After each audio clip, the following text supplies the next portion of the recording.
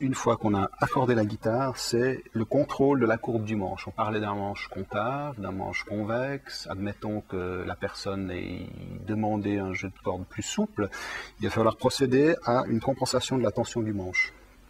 On a expliqué que c'est comme un arc, on prend quelque chose comme une règle. Dès qu'on met un jeu de cordes plus dur, le manche va devenir concave. Avec un jeu plus souple, si on avait beaucoup de tension de corde, on met un jeu plus léger, le manche va devenir convexe. Alors il va falloir corriger cette courbe-là. Pour ça, à l'intérieur du manche de la guitare, il y a ce qu'on appelle un truss rod, ou une tige de tension, une compensation de tension, qui est accessible souvent par un petit capot qui est placé sur la tête de la guitare, ou sur certaines, par une tige qui est placée près du corps de la guitare.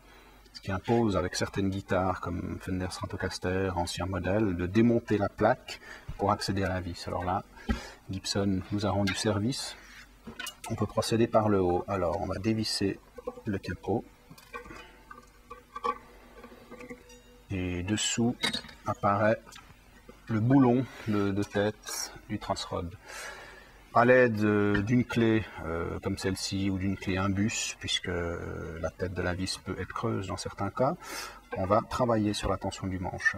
Alors là, comme toute règle, on visse pour serrer, on dévisse pour desserrer.